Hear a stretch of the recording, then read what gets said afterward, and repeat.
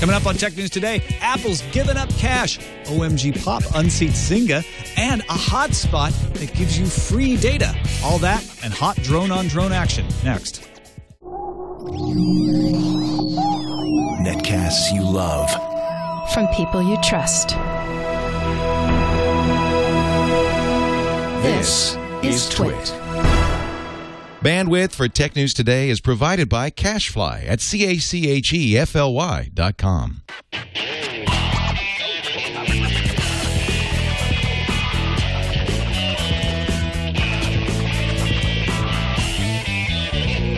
This is Tech News Today for Monday, March 19th, 2012. Tech News Today is brought to you by Squarespace.com, the fast and easy way to create a high-quality website or blog. For a free trial and 30% off your new account for 3 months, go to Squarespace.com and use offer code TNT3. And by BigCommerce. From web design to accounting to marketing, BigCommerce provides everything you need to run a successful online business. For a limited time, get 2 months free to build your store. Go to BigCommerce.com, click on the radio icon, and type in my promo code TNT. Welcome to Tech News Today. I'm Tom Merritt. I'm Sarah Lane. I'm Iyaz Akhtar. And I'm Jason Howell. Joining us today, it's good to have Ken Denmead back, New York Times bestselling author and editor of the Geek Dad blog. Welcome, Ken.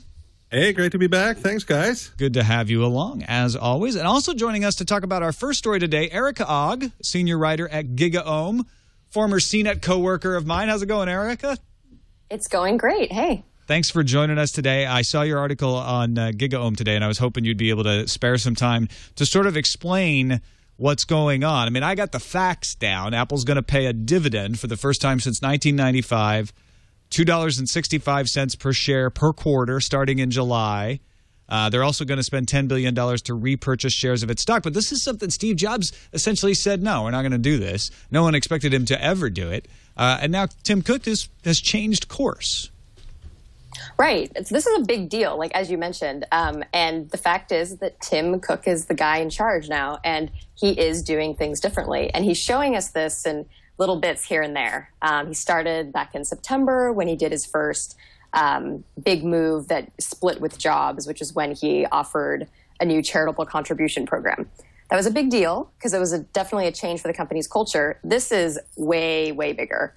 The fact that Steve Jobs was adamantly opposed to a cash dividend shows that Tim is kind of, doing his own thing and thinking for himself. Jobs was very fearful of not having enough cash on hand, because that's kind of how he found the company back in 1997 when he returned really close to bankruptcy. So for Jobs, cash was like security and flexibility. They could kind of do what they want. Well, flash forward to sorry, go ahead. No, go ahead.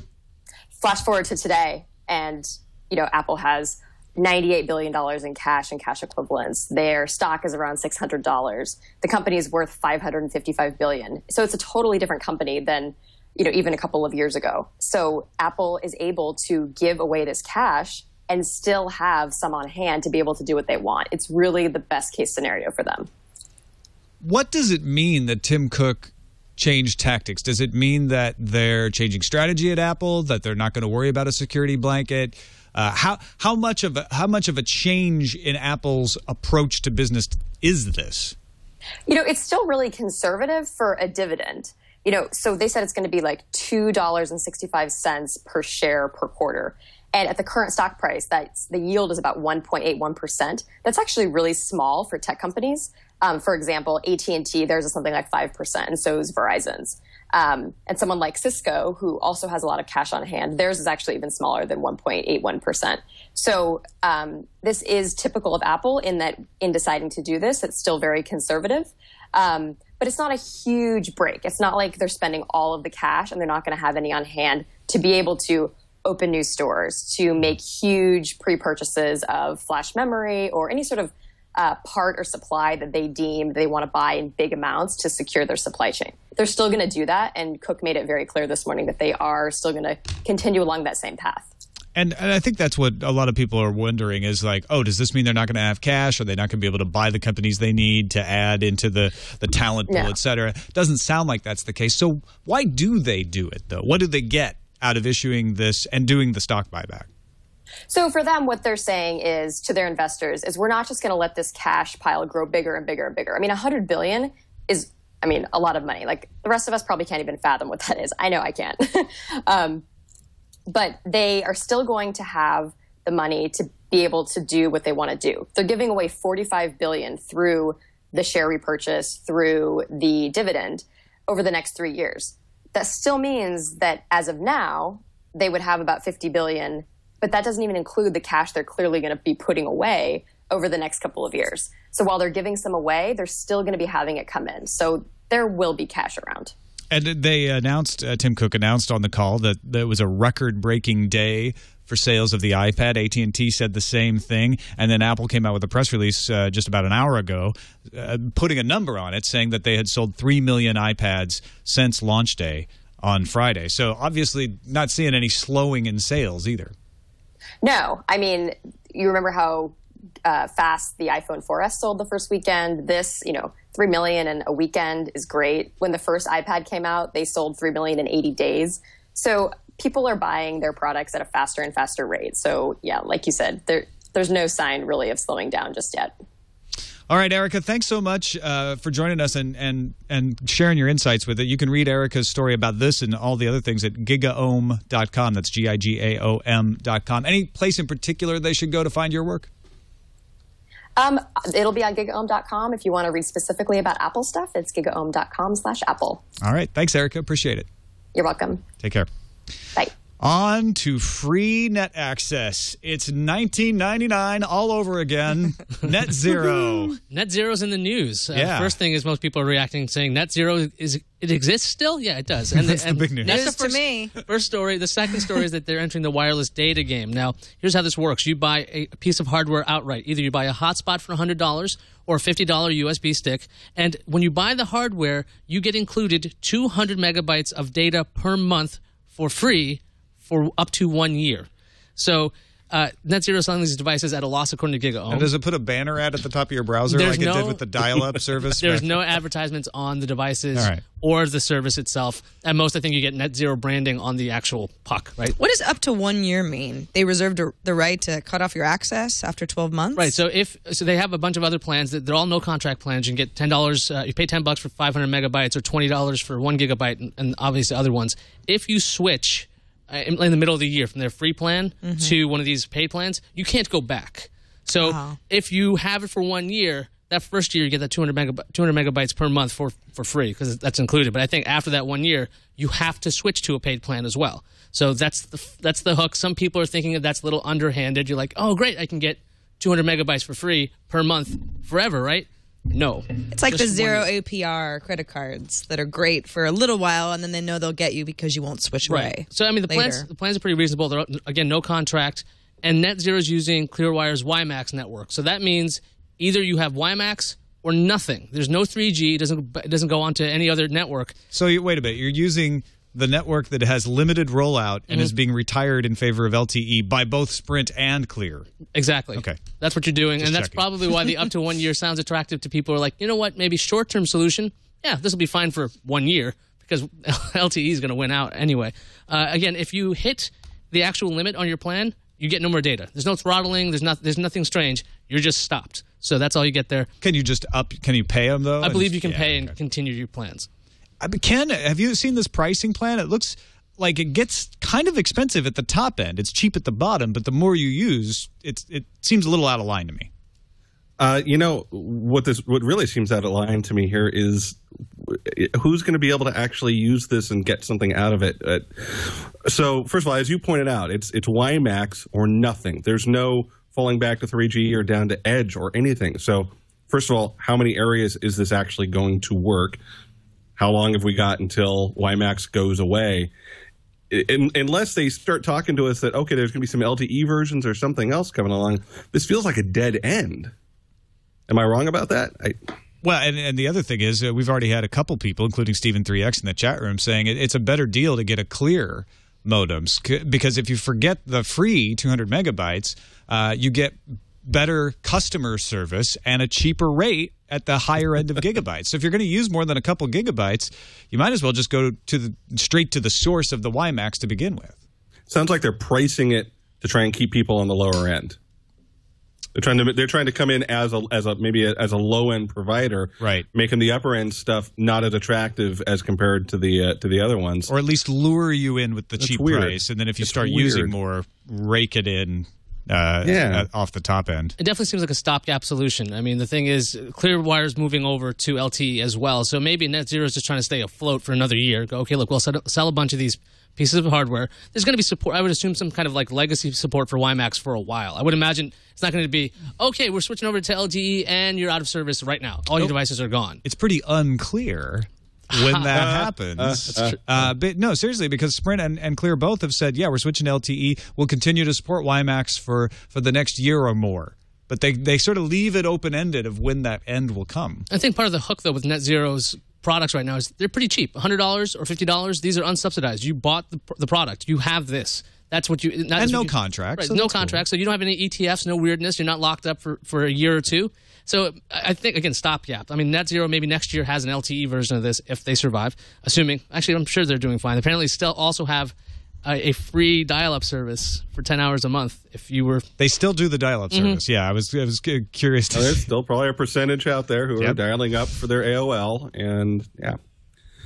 All right, another story here from Pew Research Center, Project for Excellence in Journalism. They put out studies studying the behavior of folks on the internet quite often. Good folks, good studies.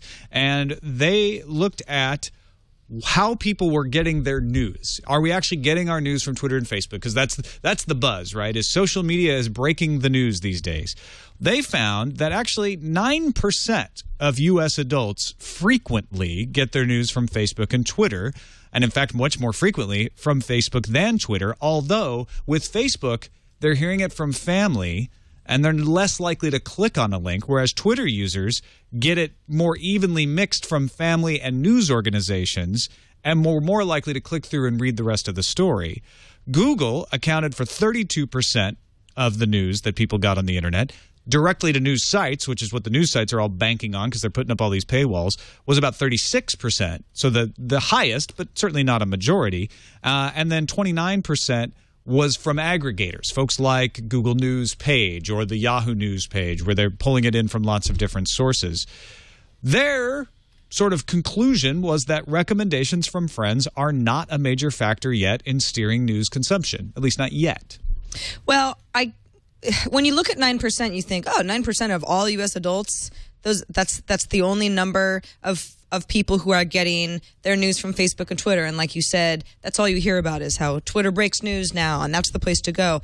But 5 years ago, well, a little bit more for Facebook, within the last decade, these services appeared. So this is 9% of news sources that didn't even exist a decade ago. So I see this number only continuing to grow. I also think that for Pew Research to kind of come to the conclusion that, hey, Twitter and Facebook are not yet the places that people rush to get their news, that's just not the behavior of everyone. I think it does show that a lot of people, they might hear from us over and over, oh, Twitter's the place to go to find out, what happened in that earthquake or what happened, with some sort of political decision. But it all depends on who you follow. And I think a lot of people are using these tools more as toys. I'm just kind of talking about stuff and maybe we're sharing some jokes here and there. But it's a tool that you can use as a news tool, but a lot of people aren't. I think the study also shows how Twitter and Facebook have somewhat of a difficult time trying to present certain information. Like, I remember the first time I joined Twitter, I'm like, how do you find out all this information about breaking news? And it's, there's this one person you should follow for this kind of thing. But Twitter's made it a lot easier with its discover buttons and the hashtags, what's trending now, that kind of stuff. And Facebook right now has the ability to break out options like your friend just read this on Yahoo News. Okay, now you can see them a little easier. So I think that's part of it, because when some people are using it as toys, like you're saying, Sarah, because you're like, yeah, I'll just see what my friends are doing, but they didn't realize what else is under there. There's a whole lot of content, and it's just kind of hard to find sometimes. No, I think that's what Twitter and Facebook too, because they're trying to hone down how people organize who they're following and lists and subscriptions and stuff like that. But the Discovery tab on Twitter, a lot of people, when that got rolled out, especially the iPhone apps, were like, this is useless. I hate this thing. But honestly, I have found myself more and more clicking it every once in a while because I just want to see what's rising to the top. And it doesn't necessarily depend on who I'm specifically following. It's the people I'm following and what they're clicking on and who they're following. And Twitter knows that it needs to help drive people in the right direction as far as being a credible place that people go to for news. Ken, what's your experience when you're trying to find the news? Do you find it on Twitter often? The breaking stuff I will see on Twitter. I mean, if it's something that is so far out of my normal interests, if it's not just geek or parenting, something like that, something earth-shattering will pop up on Twitter, and then I'll follow it from there. But you know what? I use RSS. Am I old now that is nobody using RSS? Where are the RSS numbers? I use RSS every morning. That's where I get 90% of my stuff. And it seems a little bit fuzzy the way this data is presented, because when you think about it, to a certain extent, Twitter especially, and to some extent Facebook, are not news sources. Nobody is writing news stories up on those services. They are linking to them, whereas people will follow NBC or whatever news source, or you go to that site, or you go for RSS. So it feels a little weird I want to figure out what's the differentiation there. Yeah. Is it conduits versus sources? I think there's a difference to be had there. I will say I have seen Twitter break stories occasionally where breaking news or CNBC will post something up, no link, just an assertion saying this just happened. AP does it as well. But it's not regular. That's more of a like, oh my gosh, this incredible thing, this sort of unusual thing. For instance, when Steve Jobs passed away. Right. That was an occasion where Twitter was breaking the news first, because 140 characters, you could say what happened and then start following up with the more detailed reports. So it does happen, but it happens so rarely that you don't really rely on Twitter. And I think what we're seeing in this story is they say you frequently get your news from Twitter. And I think a lot of people would say no to that because they read an app or an aggregator or something in the morning, or RSS feeds like we do, but they still get news from Twitter. And usually what happens is we don't actually replace other media with new media. We supplement it. And I think that's what's going on. Twitter and Facebook are now creating a wedge in there that will continue to grow, where we get certain types of news, but they won't supplant everything, because like you say, most of the time they're linking to a wider story anyway, and we're going to want to go read that. And so we're going to get in the habit of reading those sources and using all the tools at our disposal. I think that's where I think this is right. And the old media, or the media people see what's new and up and coming in social news, and they jump on it, and then make that legitimizes this new tool. And it all goes round and round and round. All right, let's take a quick break and thank our sponsor, Squarespace.com, the fast and easy way to create a high-quality website or blog, easy-to-use UI. In fact, this weekend, I was out at WonderCon. We were announcing a show that I'm doing on YouTube with Felicia Day called Sword and Laser, and we were frantically using our Squarespace app in backstage to get the post ready to go to simultaneously post along with our announcement.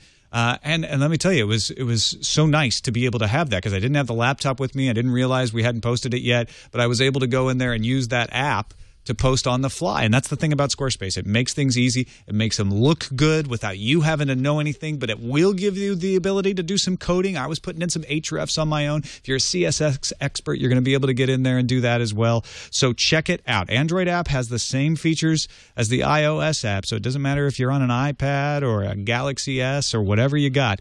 Check it out for free. You don't even have to take my word for it. Sign up for a free account. You need to give them a credit card or anything. Try it out. Import your blog from your other services. See if you like it. If you do decide to keep the service, then give them this code, TNT3, and get 30% off for 3 months. That's squarespace.com. Offer code TNT3. I use it for Sword and Laser and Forecast. You should give it a try. And we thank them for their support of Tech News Today. Onward into a new champion on Facebook. It's a new era for apps, because we have crowned a new champion, the most daily active users, not only according to users that are logged in through Facebook, but daily active users outright, is Draw Something. Oh, it's a little app you may have heard of. In fact, you're probably sick of hearing about it, or you're like Tom and you can't stop playing. This is the app where The app gives you several words. I choose one word, and I have to draw that word, send it to Tom, and then Tom has to guess. I'm waiting for Iyaz's picture to load. It's like a Pictionary Hangman hybrid. Yeah, it's really fun and very addictive. According to App Data Leaderboard, which is a tracking service that tracks app engagement through Facebook logins, Draw Something is on top at 10.8 million daily users. OMGPOP, who is the developer behind Draw Something, says their daily active users outright, including people who don't log in through Facebook, is at 16.5 million, which topples Words with Friends, the former champ, which was on top, hanging out at about 8.6 million daily active users. That's also from the App Data Leaderboard, so that's following Facebook logins, which seemed like a lot until Draw Something came out. It has been a runaway hit. Now, monthly usage is a little bit different. Daily active users are different. Monthly usage still has Zynga on top with Cityville and Texas Hold'em Poker in the number 1 and number 2 spots.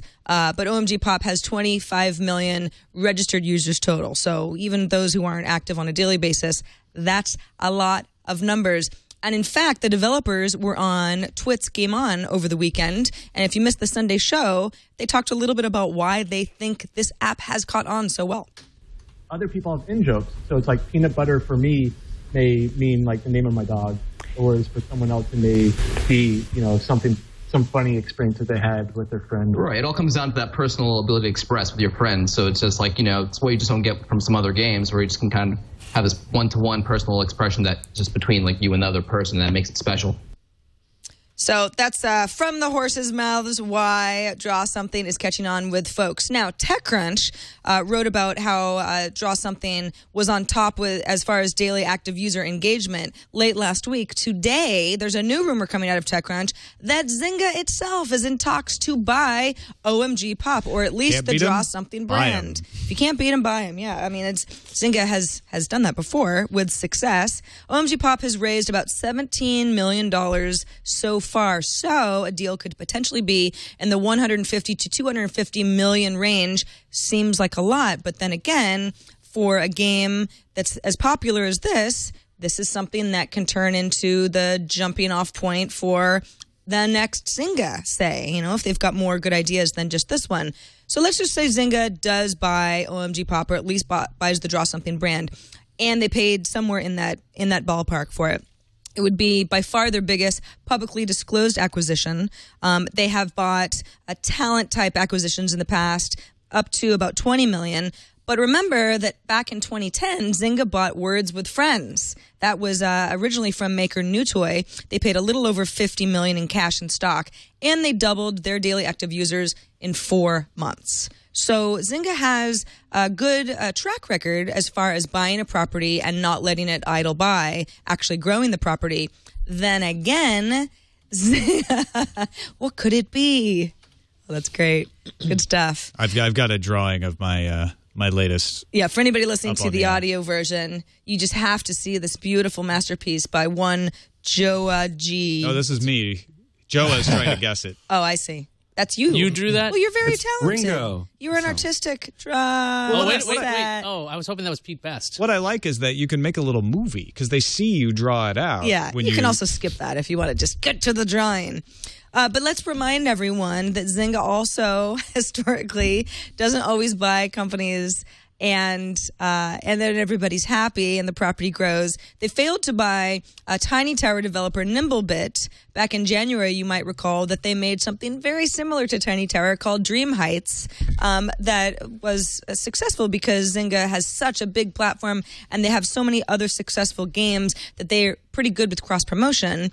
But anyone who's familiar with Tiny Tower looked at Dream Heights and was like, wow, really? Absolute ripoff. So that's something that they could consider doing as well. Hey, if OMGPOP doesn't want to sell, or maybe they can't figure on a price, Zynga could build a competitor, Draw with Friends, for example. They've already got such a big audience there that they could at least, split the audience with OMGPOP. So I don't know. What do you guys think? What would be the best tactic here? I'm thinking for OMGPOP, they should be kind of scared. The thing is, if they don't just kind of buckle and go, yeah, buy us right now, because if they don't, Zynga could make their own competitor, and they have the reach. They could easily promote it like crazy on their launch site, Zynga.com. Mm-hmm. They can do all of that stuff, and then where does OMGPOP go? They did they just kind of like dwindle away, or do they still continue anyway? So they're in a rough spot, really, I think. But the thing, what I'm most intrigued by is that this is not that web based, right? It's all apps. Yeah. So this is what Zynga wants to really be doing. Instead of going, okay, yeah, we're working with Facebook, yeah, we're distancing themselves away from Facebook. They want to have more apps. So this might be a great thing for them to have in the future. Yeah, this seems like the kind of standalone app that Zynga would be scrambling to have because, I mean, besides people logging in through Facebook, this is not something that Zynga is dependent on Facebook for. I don't need to be thinking about Facebook anywhere near a Facebook newsfeed in order to participate. And the thing is that OMGPOP, I mean, the app Draw Something is extremely popular right now because it's the only one. It can be done better. I mean, the app itself they could update it and it could have a lot of bug fixes that I'm sort of noticing right now. Or someone like Zynga, who has a crap ton of money, can just build a better brand. And then no one really cares about loyalty. Ken, have you got sucked into the Draw Something craze? Thank goodness, no. But, I look at this and wonder, all right, so you said that they have raised $17.5 million to build this one app. I wonder what the business model is behind it. I have a feeling if someone's giving you that much money to make one app like this, then the business model reads, make great app, sell to Facebook, $signs. Yeah, you may be right. I mean, like Sarah said, it all depends. If you think you can become the next Zynga, then you don't sell. But if that outlook isn't good, then yeah, you cash in and you hope that Zynga gives you an offer. Or you see down the road that you've got 25 million registered users and you can get to 60 in the next few months, and you're charging $1 per download for the ad-free version of the app. Plus, people can buy in-game credits for $2 to $3, and strength in numbers. You've just raised a lot of money, paid back your investors. Speaking of paying back investors, Microsoft paid back their investors a long time ago. But they've got the new Internet Explorer as part of the Windows 8 consumer preview. And yesterday, Rob Masseri, Group Program Manager for Internet Explorer, published a new Windows 8 blog explaining why the company has designed two interfaces to one browser. Internet Explorer in Windows 8 actually has the Metro interface and then the classic desktop interface. Now, the desktop interface works the way you would expect it to, and it has plugins, it has Flash, all of that stuff. But the Metro version of Internet Explorer does not work the same way. No plugins, first of all. You want to visit a Flash site? Well, you got to close the Metro version of Windows Internet Explorer and go back to the other version. If you want to use a plugin, let's say you got a password manager or a form filler or something like that, then you also need to go back to the desktop version of Internet Explorer. Internet Explorer Metro version, on the other hand, does give you a nice, pretty full screen of what you're looking at on the internet. So if you want to get to the menu, you have to learn a new way of navigating.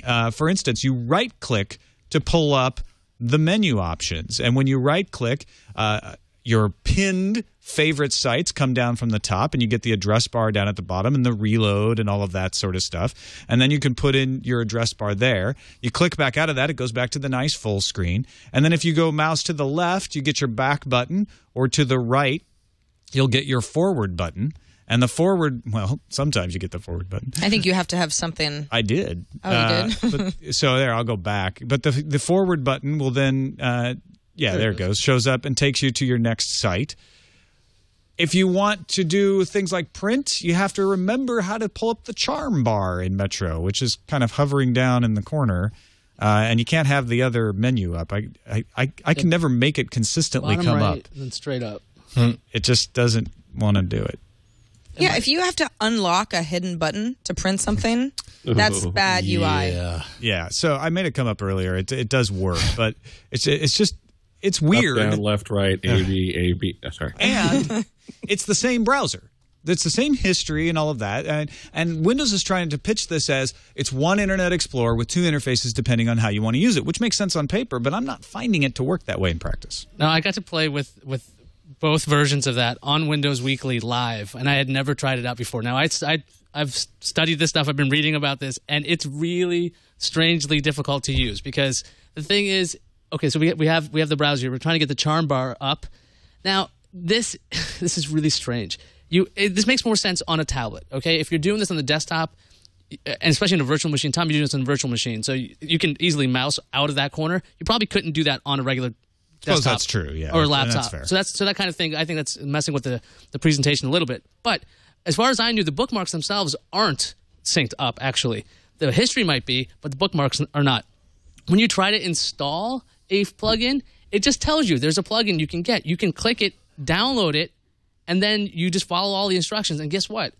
It will continuously do this loop to you. It won't install it in Metro. You'll just see the same install Flash, and install Flash. It doesn't tell you, like, it doesn't bounce you directly out. You have to click on that, there's a button on the bottom that lets you click into the desktop version. So it's got some really bizarre things. I mean, the second something asks you to install a plugin, you should get bounced into the desktop version, but you're not. So I still think this is a real work in progress because it's really kind of confusing, I think, to a lot of people, unless you're just using this on a tablet and you're never going to, I don't think you'll ever go to the desktop version. Yikes. Well, I hope they're going to listen to a lot of this feedback while they're still in consumer preview stage and figure some of the stuff out. Because, yeah, I mean, if Tom can't figure out where the darn charm button is, that's a problem. Well, and you've seen those videos. Chris Pirillo made the video of trying to get his dad to figure out how to get to the start menu, and there's no visual clue. So if you don't know, it's almost impossible to find. Although once you've figured that out, you will remember, and it actually is pretty easy to do. It's one of those weird things where you can't just turn it on and give it to somebody and have them know how to use it. But it's really not that hard once they figure it out. And I think that charm bar is probably going to be like system-wide, right? So you're talking about, I want to print in this version of Word, or I want to print in this app. It'll be in the charm bar. At least it's that one location all the time. So I think that's consistent in one level, but it's confusing to...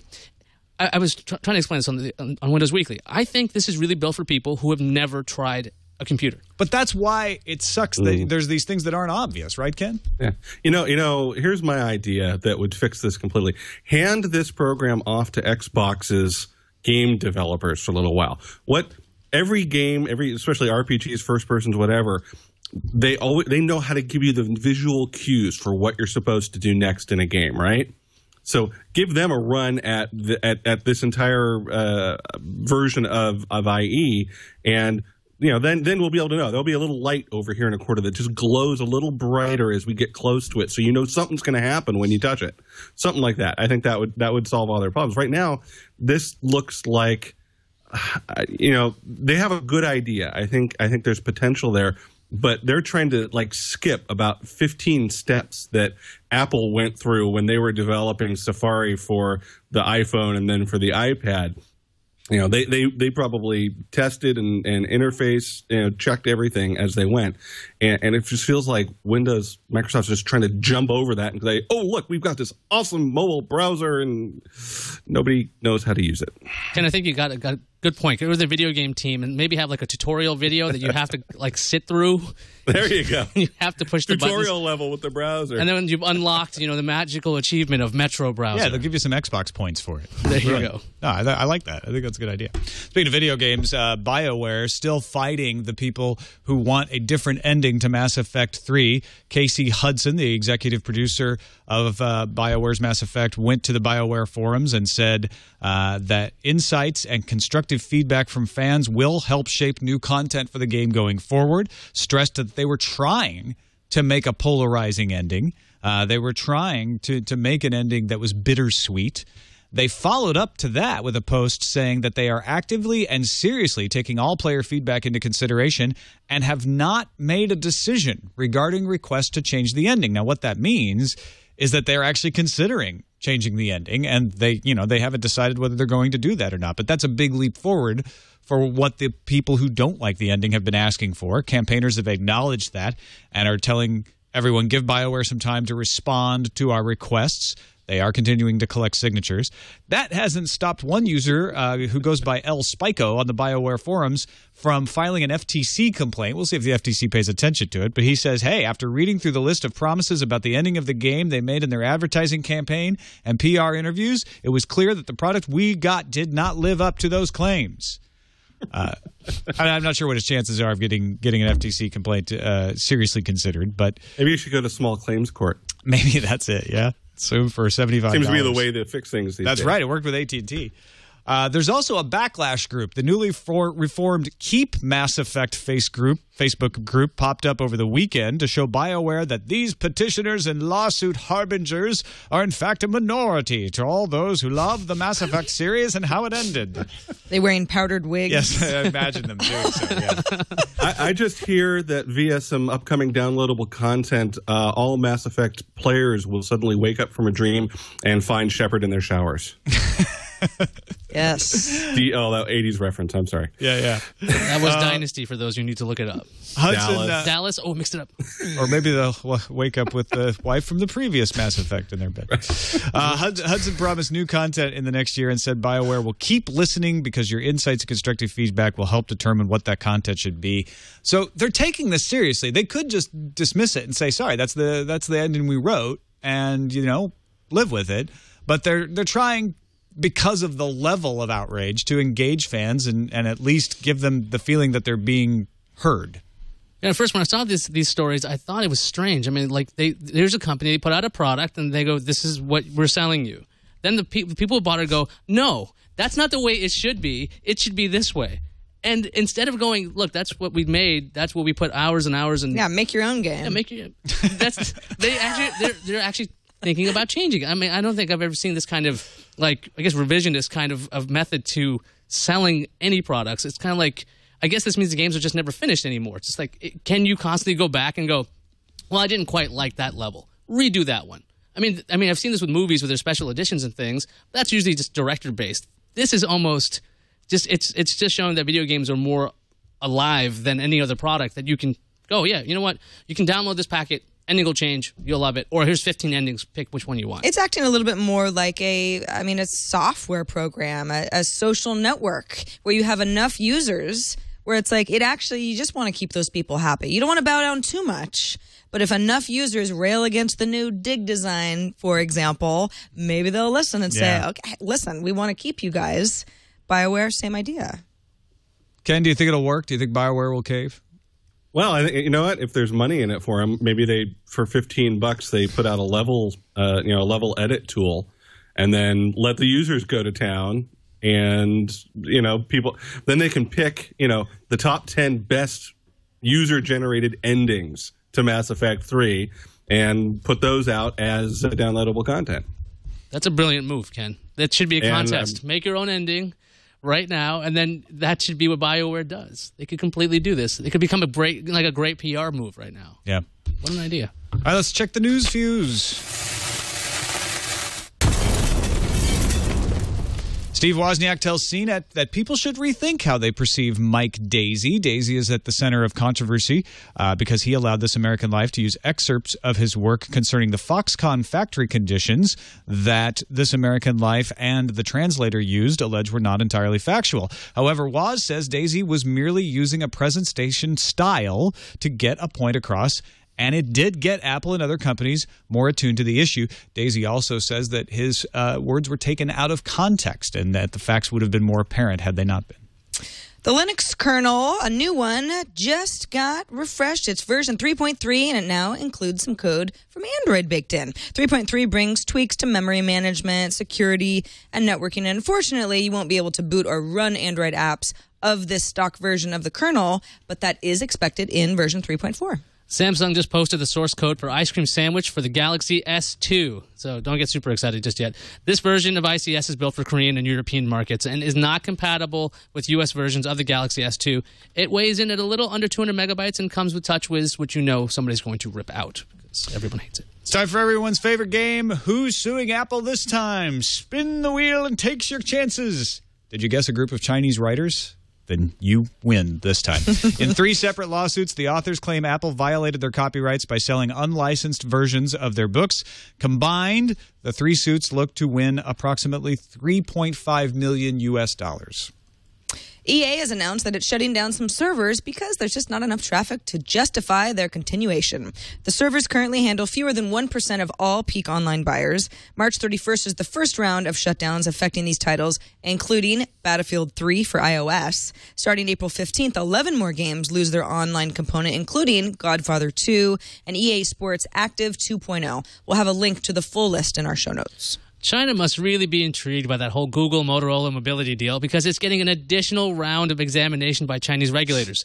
The acquisition was first announced way back in August 2011 and has already gained approval by the EU and the US. Motorola announced the additional Chinese review in a securities filing, but still expects the deal to close by the end of June.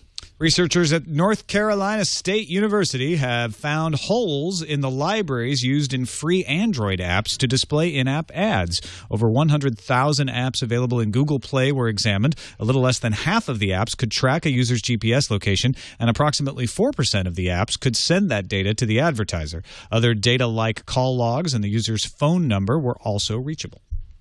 Nick Bilton of the New York Times reports that the U.S. FAA is taking a fresh look at the use of personal electronics on planes. Currently, devices must be turned off during takeoff and landing. The testing of these devices is up to the airlines, but the VP of Corporate Communications at Virgin America outlined how difficult current guidelines are to certify each device. So don't expect things to change overnight, but there is hope. They are sort of at least a little bit listening to us. Somewhat.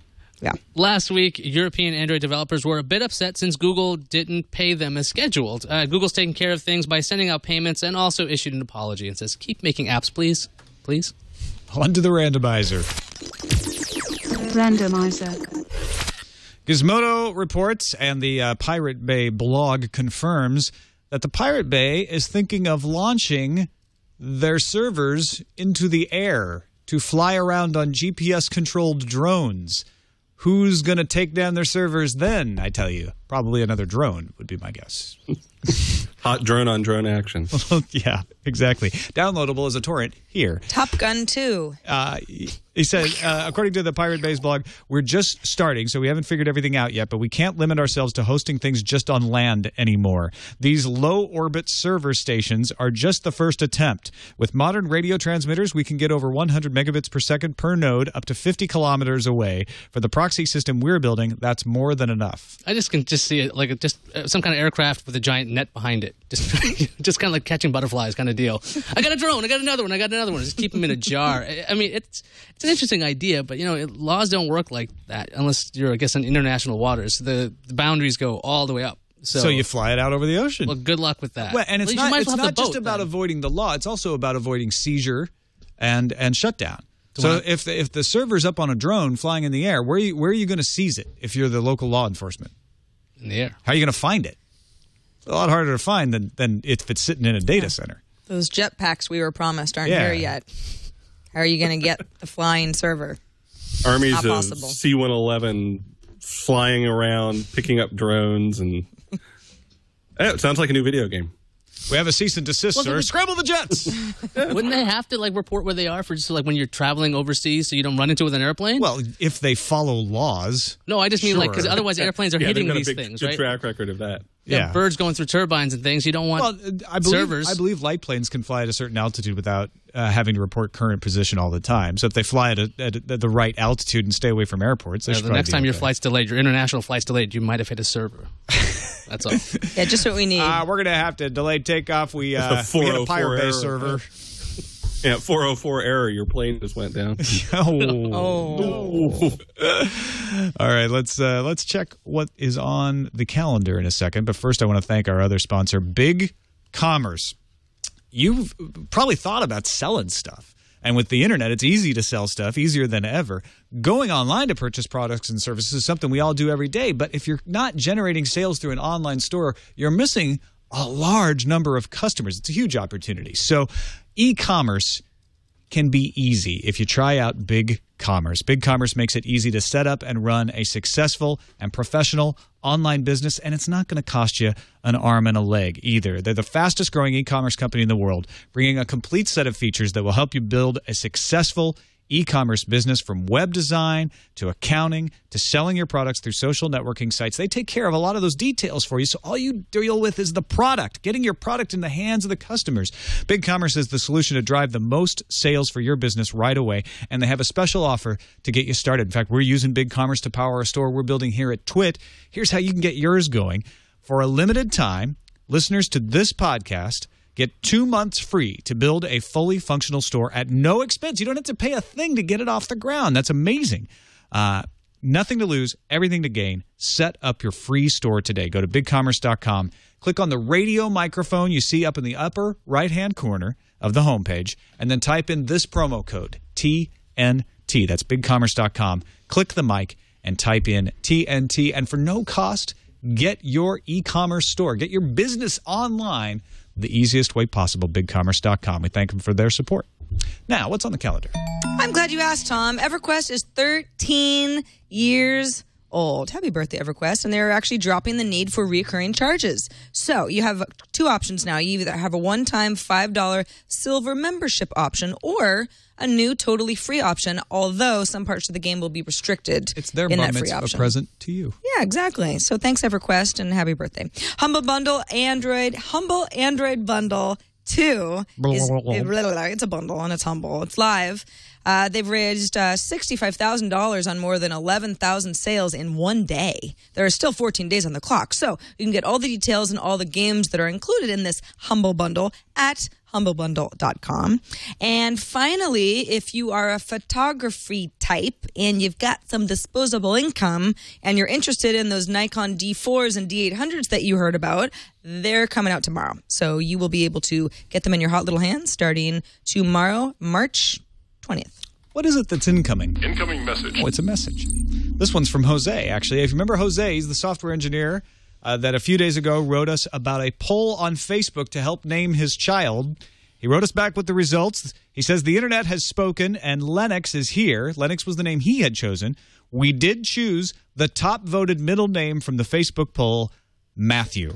So I present to you in the Twit Army, Lennox Matthew Gomez, 9.5 pounds. Aww. And of course, since he was named after Linux, the attached picture was obligatory. I give to you Ubuntu Lennox. I love him. And he's wearing an Ubuntu jumper. Nice hair, dude. Do you think the baby's nickname will change per year? Like alliterative. Yeah. He'll always be Lennox. He's like Matthew, bouncing but, baby one year, and then he's I don't have the second one. And in 4 years, Crying they need to get child. him Edubuntu. So yes, right. Exactly. You got got to move on. Send him up to school. And it won't be 1 year and 2 months. It'll be like 1 year or like 1.2, 1.0.2, those kind of version numbers. Then he hits his teen years and he uninstalls Unity and wears a red hat. Oh, good grief. Iyaz wrote that joke, actually. I just That's my modified it so fedora it wasn't joke. any good. Got another email from George Corley, GAC, in chat. Dear TNT crew, I'm active in the conlanging community. Conlanging, yeah. Yeah. And he's actually going to be a guest on Forecast. Today? Yeah. It's a After the language show? thing. Oh, great. So live viewers, definitely check into that. I don't think I've ever actually said the word conlanging out loud before. It's an invented language. It's an invented language. So he says, I'm interested. So I see a lot of invented scripts and a few neographies for English. With that in mind, my initial reaction to Dotsies, we talked about that last week, is that it is absolutely terrible. Yes, George agrees with me. The idea of condensing writing might seem like a good idea at first, but natural language, in both written and spoken forms, has evolved built-in redundancies which vary from language to language and script to script in order to combat noise.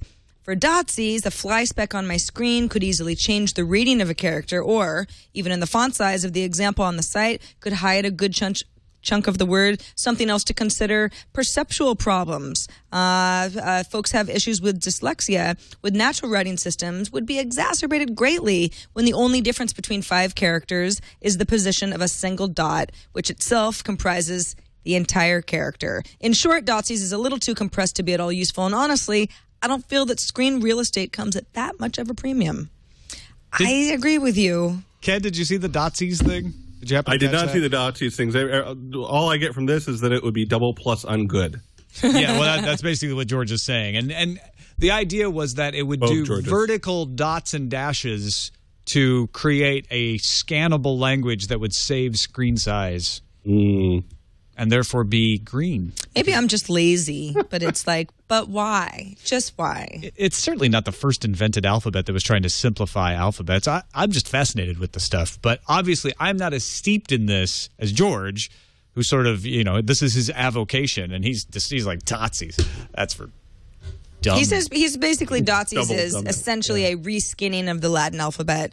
And then he links us to ithkuil, ithkuil.net, as an example of how maximum information density applied in the creation of a completely new language works. and he says, I don't even think that this language is at all learnable by human beings. Oh, well, all right. Good stuff. I stand.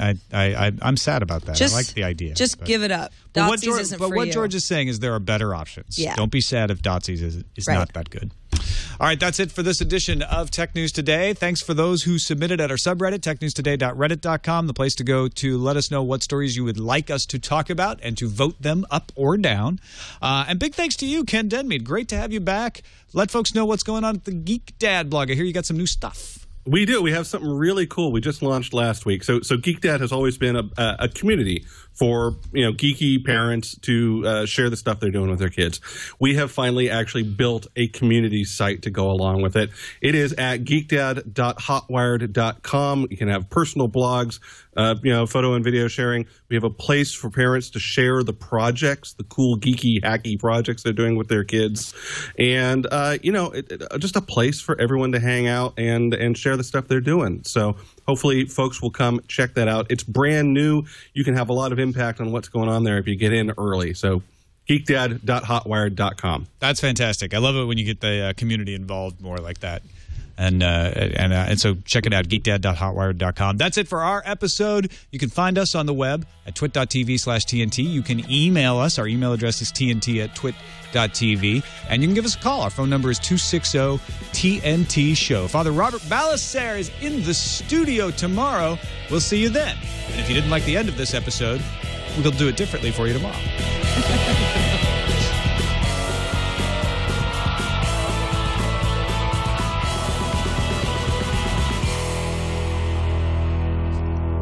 Oh no.